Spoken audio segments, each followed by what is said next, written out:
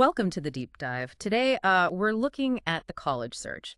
And let's be real, the typical way folks approach it, it can be pretty overwhelming. Oh, definitely. It often feels like you're just, guessing. Exactly. So we're digging into maybe a smarter way, a different angle on it. Right, because that usual method, Mm-hmm. you pick some names, maybe a dream school, you apply, Mm-hmm. and then you start crunching the numbers.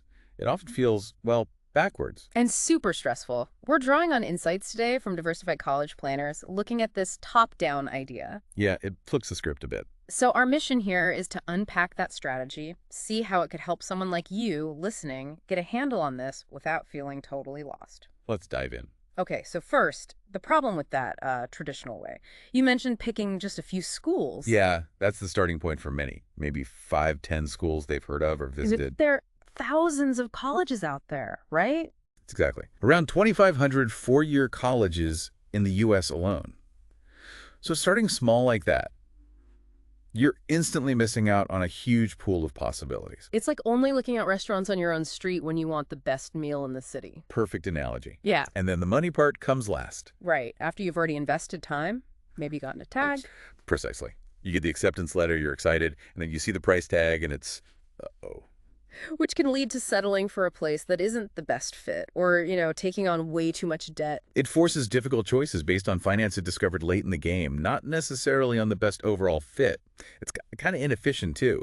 All that research on schools you might not even be able to afford. Okay, makes sense. So this top-down approach, how does Yeah. that work? You start wider. Much wider. You actually start, conceptually at least, with all 2,500 or so colleges. All of them. Okay, that sounds daunting initially. Well, you filter quickly. The very first filter is, surprisingly to some, social fit. Social fit, like campus vibe, location, size. Exactly. Where would the student genuinely feel comfortable and thrive?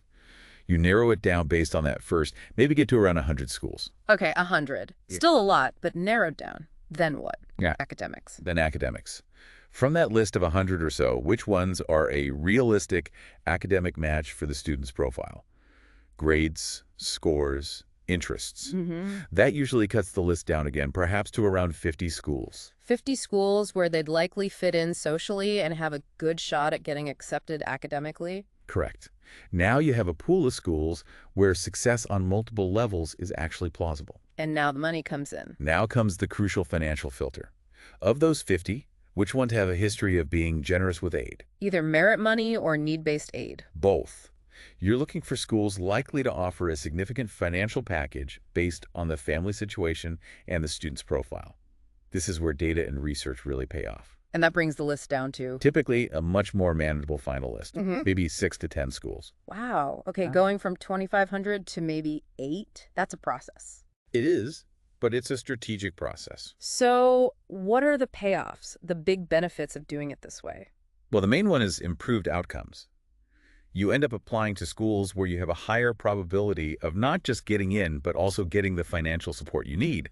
Fit in, and get paid, basically. Fit in, get paid. I like that. It also saves a ton of wasted effort. No more spending hours researching schools that were never a realistic financial or academic fit. That reduction in just sheer information overload must be huge. Researching 8 schools feels way less stressful than juggling 30 possibles. Absolutely. It allows you, the student and the family, to do a really deep dive on a smaller number of well-matched institutions. Leading to more intentional choices, I guess, not just emotional reactions. Exactly. You're making informed decisions based on fit and finances from the start, not scrambling at the end. It puts you in control. Diversified College Planners, they help families actually implement this. Yeah, they guide families through this kind of strategic filtering process, empowering them, really. So wrapping this up for you listening, the big idea is flipping that standard college search. Start broad, filter smartly for social fit, then academic fit, then financial viability. Right. Prioritize those things early on.